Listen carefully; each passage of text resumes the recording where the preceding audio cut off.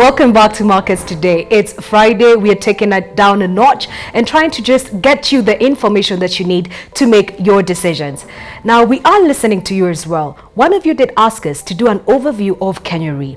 We are listening and we're going to be showing you who is Kenya Re, what are the valuations, and what are our thoughts when it comes to the current price point. Could it go up? Could it go down? Before I get into Kenya Re, allow me to just take you back on what we discussed on Markets Today this week. We've talked about politics, we've talked about the county government allocation, the money that is going to the counties, and we've just been talking to different stakeholders to get a view of what are the investment opportunities. We started the week by rounding off what happened last week on the stock exchange. The biggest trade that went through was 3.8 billion turnover on Thursday. That was Safaricom, 115 million. And we did hear from one of our presenters that at 30 shillings, there's still more value left on the table, something that you need to pay attention to. On Tuesday, we were talking to Mr. Eric Musau, and Eric was talking to us about the opportunity in the fixed income market. Last week, the government had just closed its triple play. It had issued 3 papers, was looking for 50 billion shillings, ended up receiving bids of 81 billion shillings and accepted bids worth 61 billion shillings. The key takeout from this was if you wanted to invest with the government for 5 years, you would have been able to do so in this particular month of September, and your return was slightly above 10% per year. We discussed the debt situation in Kenya. There's a lot of fall cry in as far as debt is concerned, but the reality is the debt situation will probably get even worse because the government needs to raise debt. You can either look at it as a big problem, or you can look at it and say, if the government needs debt, can I be part and parcel of investing with the government and knowing that I will get my return, and 10% per year is a good return, especially if you consider other asset classes such as real estate, where you would be lucky to get a 6% return in a year. On Wednesday, we were joined by Colonel Benjamin Mwema, who was talking to us about the political environment in Kenya. The topical issue for Kenya this week had been the pronouncements by the Chief Justice David Maraga, who said that the president should dissolve parliament because it has failed to meet the gender rule when it comes to allocating political seats to women. The discourse with Colonel Mwema was the fact that this was neither here or there, and perhaps if you are looking at the investment case of Kenya and trying to understand where the political risk lies, then BBI, which is the Building Bridges Initiative, is the key trigger point. He also told us that BBI is important because it wants to include as many voices as it possibly can, bring them to the table so that we can avert the situation of ethnicity and possibly clashes when we get into 2022, the election. This is an interesting point to note because now yesterday we were able to talk to people from the county. Cyrus, who is the economist for the county government of Kakamega, was talking to us about the revenue formula, and he told us the third generation is just a build-up from the second generation, which was established in 2013. He told us that this revenue generation formula makes sense for him and he is okay with it. And he said that it's important to have an inclusive conversation where everybody is part of the table. So the key thing we have had this week is there are opportunities to invest with the government of Kenya. There are also opportunities for long-term investments on the stock exchange. And what we are seeing the government doing and the different politicians doing is they're trying to include as many voices as possible so that we don't get into another stopgap situation in 2022. All of this gives us the confidence that if you are looking at a long-term investment case for Kenya, then you absolutely have it.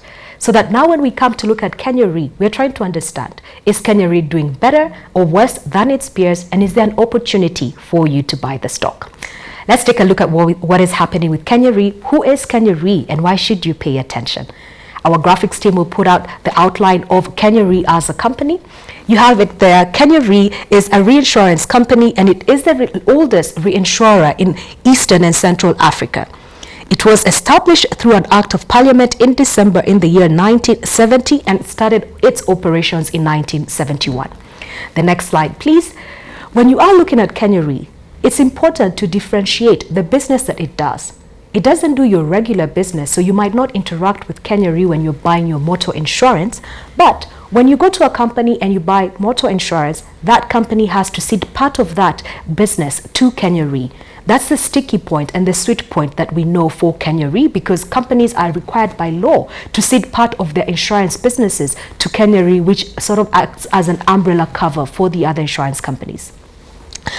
Our next slide tells us the core activity for Kenya Re is providing reinsurance services for the insurance companies within the region. Since its inception, Kenya Re has progressively and consistently continued to provide reinsurance services, and it caters to 265 companies spread out over 62 countries in Africa, Middle East, and Asia. You can see there's a little bit, actually extensive diversification in terms of its sources of revenue. So as I said earlier, you and I might not interact with Kenya Re on a one-to-one basis, but your insurance company in one way or the other has to interact with it, in some countries by law, in some countries by the design and structure of the market. Let's look at what their finances look like. This company announced its half-year results for the period ended June 2020, and those are coming up shortly. And we can see that in terms of rating, it has been rated by GCR, which is a global rating company domiciled out of South Africa. Kenya Re has a B rating, and that's a good rating. The corporation has successfully been able to maintain this current rating, and it's important to have this rating. And at times when you see a company getting this rating and consistently going to it, it gives comfort to shareholders and also to possible debt holders, where the case to be that it needs to raise capital.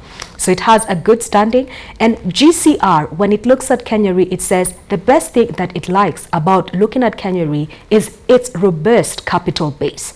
In other words, if anything were to go wrong, at least the company would not go bust, and it has been running businesses for a while now, and it has a good operational structure internally and good relations externally, as well as access to and market demand. The half-year numbers for the year ended June 2019. We have the total income there. This is the income it gets from the over 265 companies that it engages with in Africa and in Asia as well. In 2019, its revenues were 9.4 billion shillings. There was an improvement, a marginal improvement in the year 2020 to 10.6 billion shillings.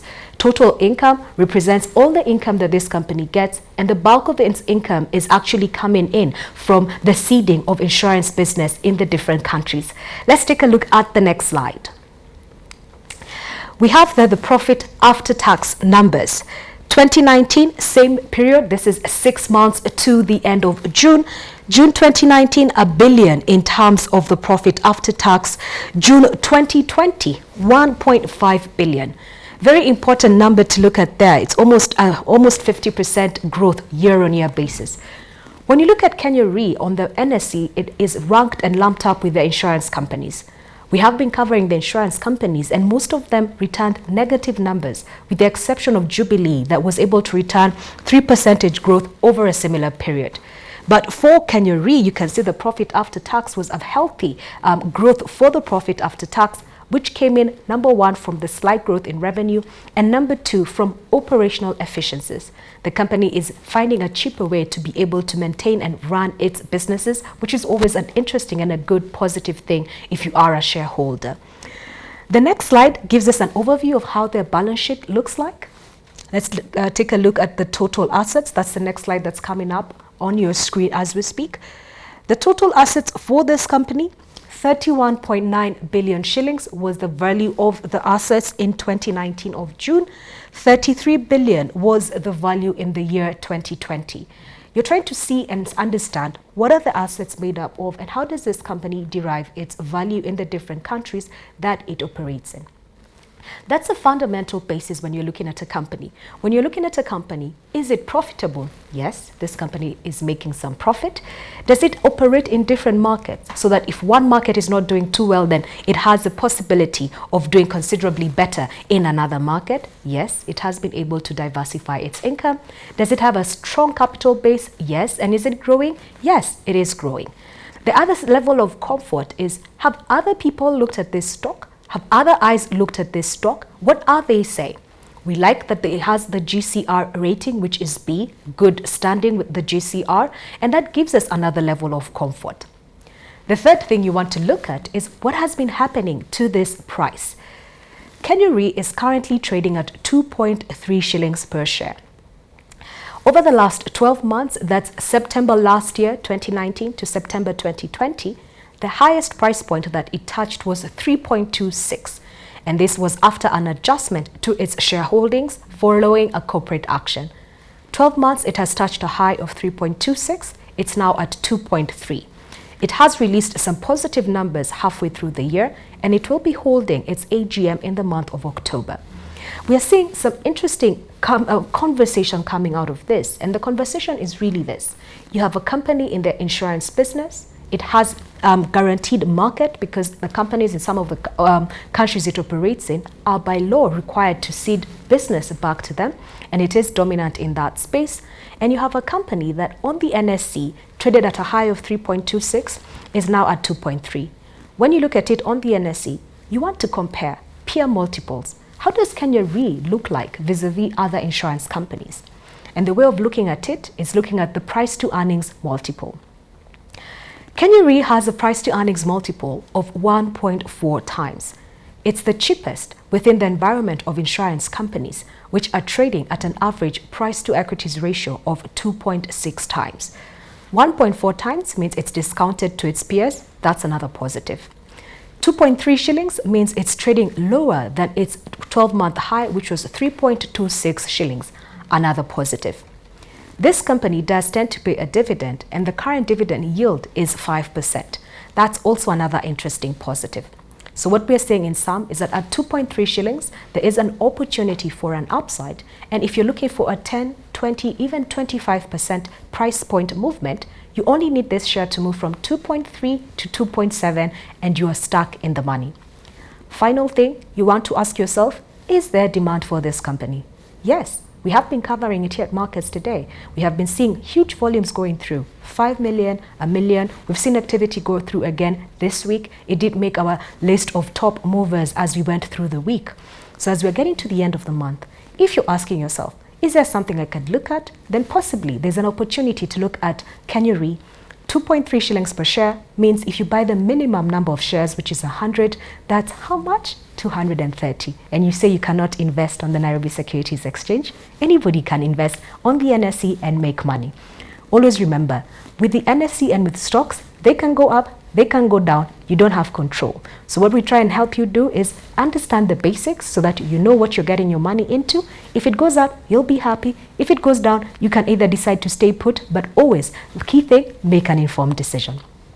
That's pretty much what we had for you on the Ask With Us segment and on the company segment. We take another short break. Now when we come back, we get into our Friday mood. We say we want to understand what is happening with our younger brothers and sisters. What are they up to? What is holding them back from making these investments?